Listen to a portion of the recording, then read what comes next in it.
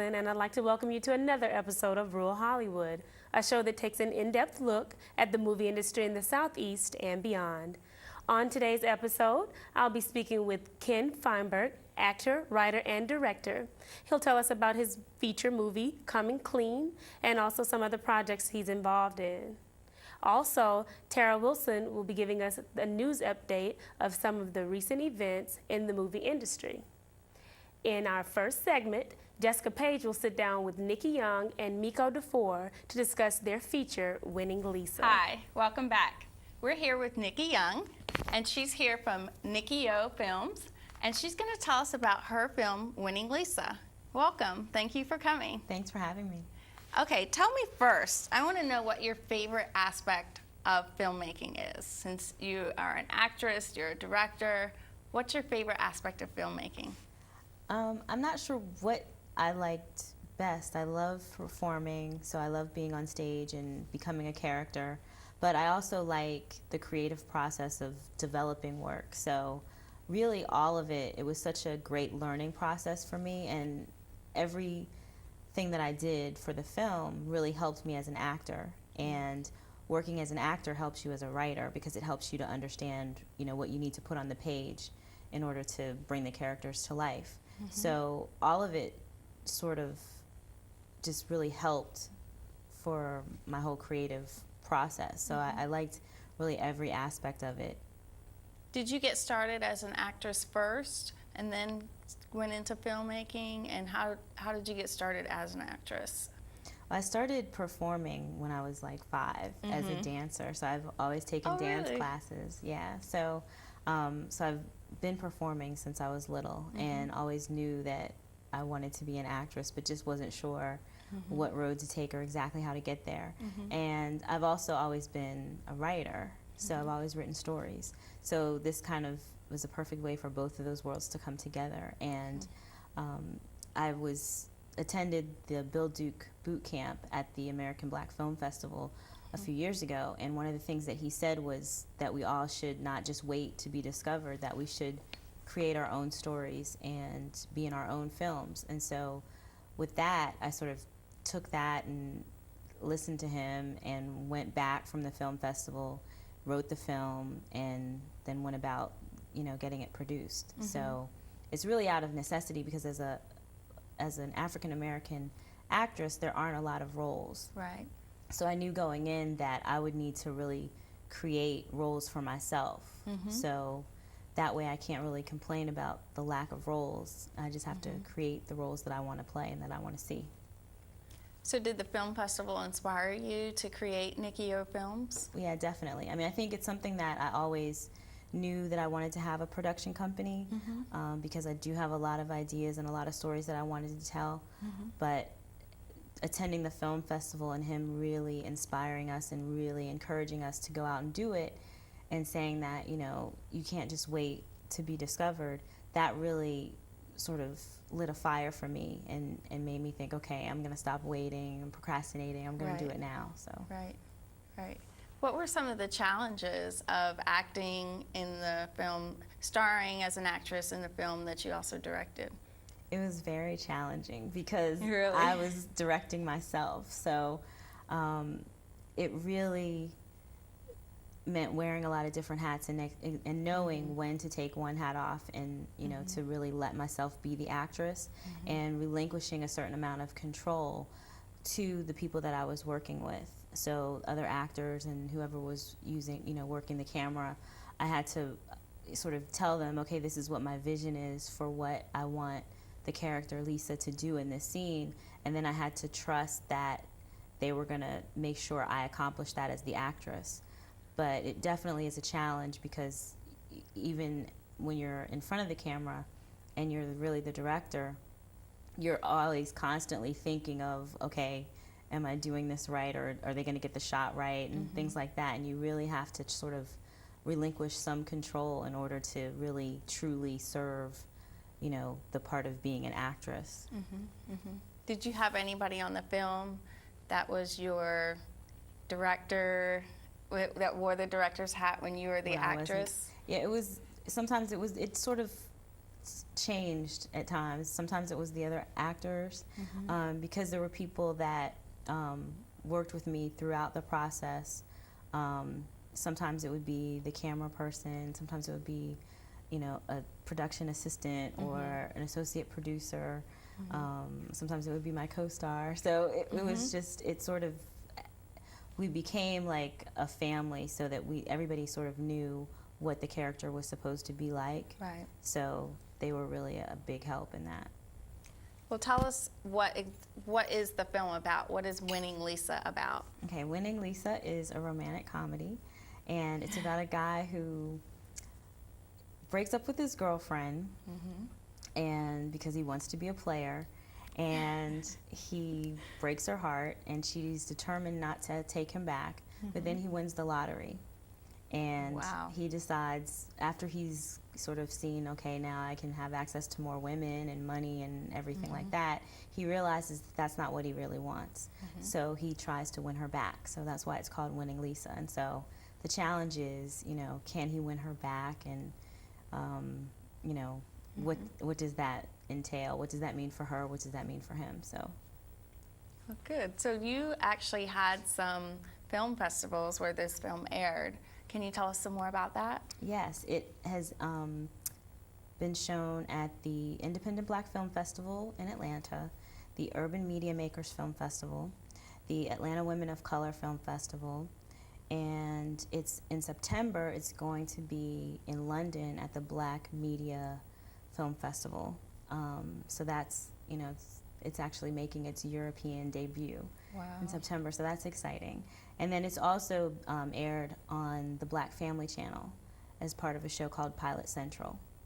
Okay. So You mentioned before about off air when we were talking about you getting funding to do a longer version. Is that for the film festival or a longer version of the actual film? Right. What I'm trying to do is actually get the funding to do it as a true feature film. Okay.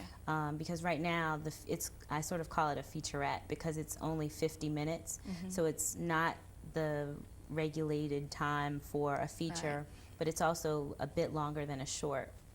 So what I want to do, and also because I shot this on a very minimal budget, it was less than $1,000 that I shot the film on. So, you know, what I'd like to do is for someone to see the film and say, oh, wow, if, you know, if they had a real budget, then, you know, there are some things that they can make even better. So hopefully somebody will see it and, you know, really like the idea. And I've expanded the script so that the script is longer, and it's actually a feature-length script. So that's sort of what we're pitching right now.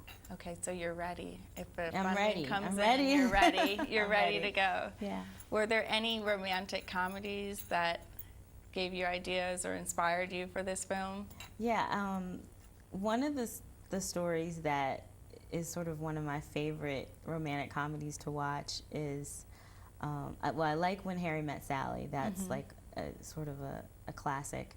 But also Boomerang with Halle Berry and Eddie Murphy. And I just really liked the whole role reversal thing of him trying to get her back. And so that was sort of, you know, something an idea that I liked, that I wanted to play with, and the whole notion of, you know, how do you win somebody back after you break their heart, and what do you have to go through to really do that, and what would it take for somebody to really, you know, win you back after you've seen how they've treated you in the past. So tell our audience where they can find more information about Winning Lisa. Okay, they can get more information at www.nikkiyofilms.com. That's NIKKIYO Films. And they can see information more about the cast, more information about where the film's going to be screening, because there's some other screenings that are coming up here in the United States as well as in London. And, you know, we also do some screenings, just individual screenings around the country. So whenever there's stuff going on, then we'll post it on the website. So, yeah, so definitely visit the website, check out the trailer. And well, actually, we're going to take a look at her trailer right now. Hey, Richmond. be in line all day. All right, yeah, go ahead, man. Just give me a quick pic.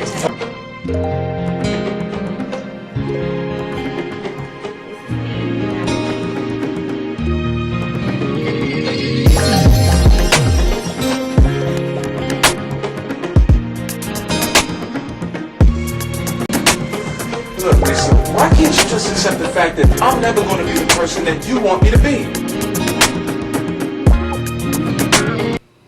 Hey. Keith. You're not gonna with that one. Second, third, fourth. You've had too many chances. You have blown it. And 24 hours later, we finally know the Georgia man who had one of the 2 winning tickets in the largest multi-state lottery payout ever. Keep ballin', keep hustlin', keep flossin', keep riding, keep shining, keep trapping, keep stacking, keep flipping, keep bread, but keep grinding. Keep ballin', keep hustlin', keep flossin', keep riding, keep shining. I can't do this.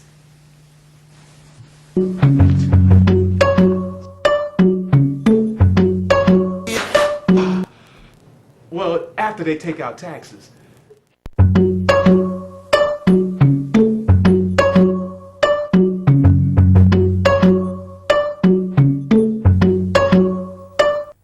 Hi, welcome back. I'm here with Miko Defoor. Welcome. Thank you for coming. Thank you for having me. And Miko starred in Winning Lisa. And I'm going to ask you a little bit. Co-starred in Winning Lisa. And I want to start off with some questions about what you did before you started acting. You were a model, right? Yes. Tell us some more about that. You laugh. I started off at what we affectionately dubbed as a ghetto model.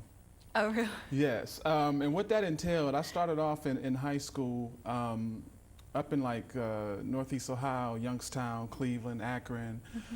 We really didn't have any major modeling agencies. So a lot of our shows, which were runway, were at nightclubs, urban leagues and things of that nature. And I mean, we could do straight couture where you walk out and walk back, but people pay $20 to get in. They want to see a show. And I don't strip.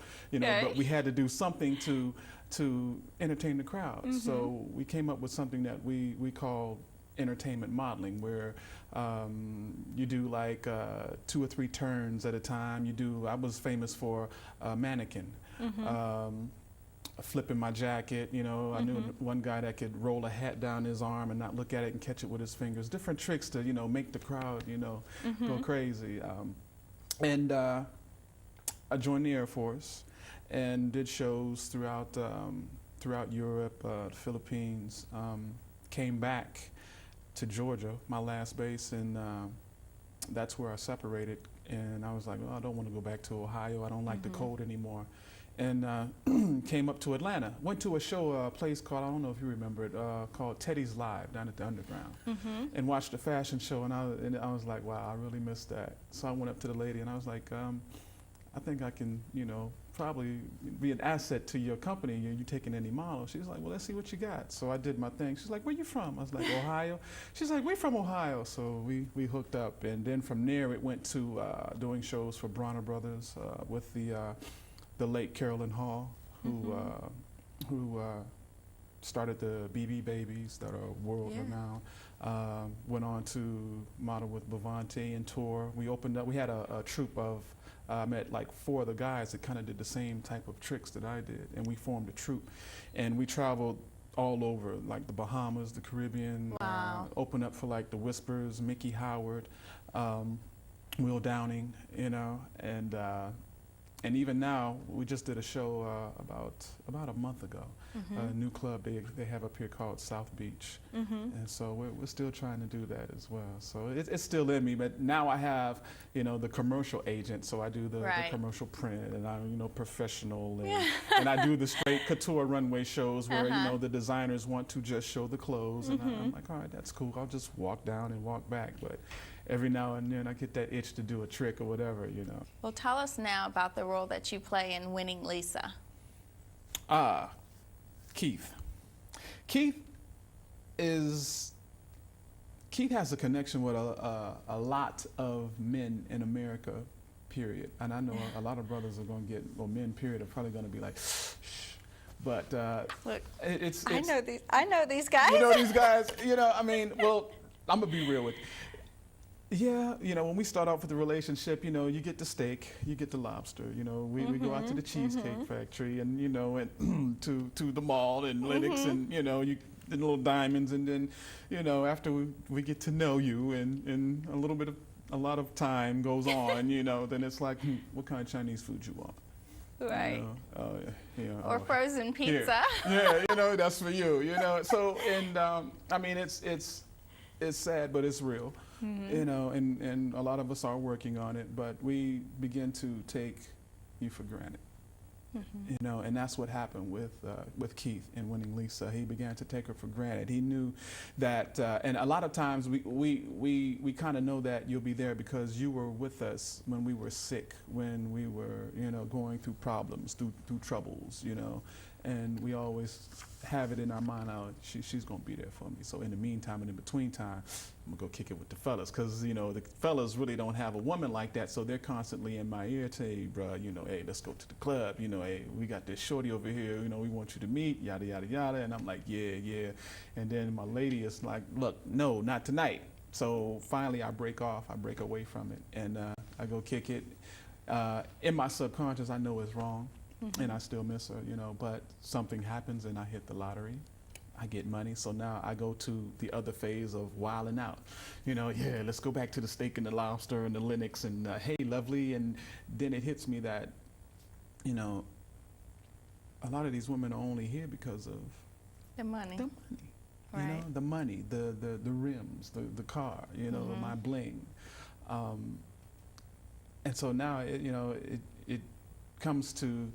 it comes to light that, you know, wow, is there anybody I can really trust? And then you know, and as we always do, we flash back to like, wow, you know, she really had my back, you know. You always flash back to the old girlfriend, the one that you knew was always going to be there for you. Yes, it's true. But some of y'all women do the same thing now. Because there's some good brothers out there, some good men, and y'all like, no, I don't like his job, and he ain't making enough money, and he drive a little Honda, and yada, yada, yada, and he work at McDonald's, but he didn't tell you he actually owned the McDonald's. See? So, Okay. yeah. Hello, I'm Tara Wilson, and here's what's going on in the world of Hollywood. Variety reports that rapper T.I. and his partner Jason Jeter has sold a pitch to New Line Cinema for a movie set in the world of used cars. It'll be the first project for the film division of T.I. and Jeter's company, Grand Hustle Entertainment. Reuters reports that Mission Impossible 3 director J.J. Abrams has recently signed film and television production deals with Paramount Pictures and Warner Brothers Television. They are valued at upwards of $60 million. The film production deal that he has with Paramount is non-exclusive, and he gets final cut on pictures that he directs for the studio. Next up will be Tenille Wilson. She'll be speaking with multi-talent Ken Feinberg about his feature film, Coming Clean. Hi, I'm Tenille Wilson, and you're here at Rural Hollywood. We're here with Ken Feinberg. He's an actor, director, writer, producer. And we just have a couple of questions for you today. How are you today? I'm doing fantastic. How are you doing? I'm absolutely perfect. You look good. Thank you. So how did you get started in the movie industry? Well, I was acting growing up in elementary school and high school and things like that. And then when I got to college, I had a real fascination with film. And so I became a film major at the University of Georgia and minored in drama and art. And so from that moment on, the die was cast. I was in film from that moment on. I've been acting and being involved in that ever since. Okay, well, you seem like you have a very strong background. So would you prefer, what's more of your preference, writing, directing, or producing? Or? Well, I grew up loving acting. And I guess I still love acting to some degree. But directing really comes naturally to me. Like when I was in rep theater in LA, in Hollywood, our theater company was doing a show. The director quit in the middle, and they asked me to come in and direct, and so I stepped in like, no, I'm not a director. But by the end of the thing, I was like, it just came really natural to me because I knew what the actors do, I knew what the light people do, I knew what the sound people do, because I'd done all those jobs before. So I knew everybody's language, and I could speak to them. It's more like guiding them to do their creative thing as opposed to, you do this and you do that. So to me, directing is about team and about creating family and about getting everyone to have their creative input. Okay. Tell me, what exactly is Writers Boot Camp? The Writers Boot Camp is a 6-week program taught in Buckhead over at Nick Conti's Professional Actor Studio. And the writers, the students that come in learn how to write screenplays. And I give them a lot of tools and a lot of how to do stuff, what they need to do. And some of the stuff that people have written, people come in, they've never written anything. And by the time they leave, they've written at least 10 pages, some of them have written whole scripts. It just depends on how much time they're dedicated to doing it. And I facilitate that. And the best part is on graduation night, each person gets a scene, and they take it upstairs to Nick's advanced professional acting group, and they all perform at least one scene from every writer. So they get to see their work come to life. Oh, that's wonderful. And the next one's coming up in August, mid-August. That's a big opportunity. Do you think that anybody can be taught to be a screenwriter? Oh, yeah. Anybody can be taught it because it's about using your imagination. Okay. And about getting something down, not thinking something up. Okay. And when you get into that zone of just allowing stuff to come through, anybody can write. Everybody has at least one story to tell. Okay. Look at Tyler Perry. Oh, marvelous. What a story he is, I huh? know. That's just creativity, imagination. Now, let me ask you, in your opinion, what's the difference in producing a feature film and a play? Millions of dollars. Okay, big difference. Directing a play is just a lot of creative, in the moment kind of happening. Doing a film is a lot of pre-planning before you even get to shoot. Because for every dollar you spend pre-planning, you're saving $5, $10, $20, $50 in production. Okay. So on a theater, you get a bunch of people together and you just rehearse and you explore and you do that. And on film, directing is a lot of the times I'll have to map more stuff out in my head with the DP, what the camera's going to look like, what the camera's going to move. Okay. And it's a lot more technically involved than just getting in there and like really going at it with the actors. You know, in film we rehearse a little bit, and on the set you get to tweak, but you don't have the luxury of time to really farm a performance like you would in theater. Okay. And you have a feature film coming up. Can you tell us a little about Coming Clean, is it? Coming Clean, yes. It's a 12-character ensemble, romantic comedy by this engagement party gone awry. And every one of these 12 characters has something they've got to come clean about, something off their chest that they're hiding from everybody. And it's based on an award-winning short film by the same name that played a bunch of festivals. And we have a 3-minute clip that we'd like to show you. That's a promo piece for the feature. Okay. Cool. I swear, before she went on that cruise, yeah, total bitch on heels. I'm gonna put it in the personal assistant's handbook. Get thy boss laid. Yeah. Every girl dreams of the day when... Marry me, Mason. What? So she can tell all her friends. Mason, what's wrong? Mason Stewart on 1. You're getting married? Cool. What, to the Love Cruise guy? And invite them all over to meet him. Tonight. This is an emergency. Pick up. Mason's getting married. Her list of intimate friends reads like a who's who. Jesus, she's only known him for like, what, a week? 7 weeks. I've never even met this mystery man. No one has. Party hair. Too much party hair. No. I am not going. This is gonna be the exclusive party of the season. It's supposed to be a formal party. Well, this is my formal jacket. Sasha, darling, we're gonna be the last ones there. I don't want to miss the dish. So get your ass in the shower. I'll make it up to you later. You better. There's just one problem. Shouldn't there be a ring or something involved here? No, not the red caviar. I don't care, black beluga. Hang on. No reason to be nervous, Robert. I know. It just won't feel official until the ring's on her finger. And the noose is around your neck? And one small detail's been left out. Get this, the dude wants to wait till they're married. What is he, Amish? You did tell her about your past. He's perfect. She says the past is the past. Well, all the women that came before her just helped her shape me into the man that she loves. So, I'm dying to meet him. Is he anybody? No, those guys can look at this mumbo and they'll be following me home. Oh, is that such a bad thing? Oh. So, where's the mystery meat? Sid, how long do you think he can keep a man from his bride-to-be? I told him not to come until later because I want to unveil him like the masterpiece that he is. Oh, the Elephant Man. So elegant, so perfect. I can't keep him waiting any longer. He's going to be back on that cruise ship to Alaska trolling for lonely widows. Okay. Everyone, meet my fiancé.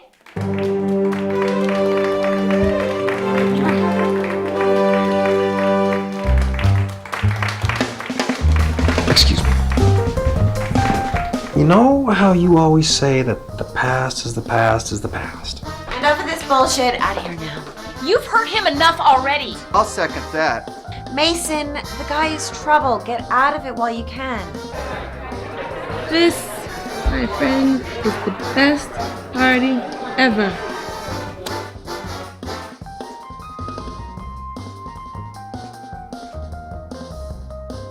Amazing thumbkins.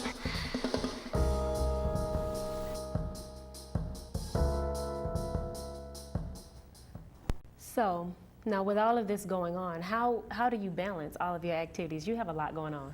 I do have a lot going on between that, a fiance, and between a business in town where I teach relationship classes, you know, directing actors, directing people in their lives. It's a lot of the similar kind of thing. And also fundraising for the films, and you know, I don't sleep very much. Okay. So, but you also have to prioritize, you know, my mom likes me to come for dinner and I have to prioritize that. You know, you got to live your life. And I don't know if you've seen the movie The Secret, but if you haven't, watch it as soon as you can. Okay. The Secret, and it's about life is more than just money. Okay. You know, money is certainly part of it, and anybody can create wealth. I'll get back with you as soon as I create mine. Okay. But it's about the love and the connections and the lifestyle that you have, and sharing that with friends and family and things like that as well. Well, you seem like you're wonderful with management, especially with all that you have going on. So anything that you have that you want to let us know that you have coming up or in progress? I do have a feature film coming up that's like really hot right now. Really, it's hot. It's called Are You My Father? It's a family comedy. Okay. We sent the script to Billy Crystal to review, knock on wood. I mean, it's perfect for him. Wrote it specially for him. So next year on Father's Day, we're hoping to send it out, or maybe 2 years. And we're like in negotiations to put all that together. Okay. Because we want to be shooting that in September. So check back with me in September and let you know if we're like rolling the cameras. Well, that's wonderful. Congratulations for everything that you have done, and you know, best wishes to all of your future projects. And we just say thank you for coming and sharing all of your information with us. Thank you so much, Ken. Thank you. It was a real pleasure. We'd like to thank our guests, Nikki Young, Miko Defoor, and Ken Feinberg for appearing on our show. And we'd also like to thank you, the viewers, for joining us. So be sure to join us again for another episode of Rural Hollywood.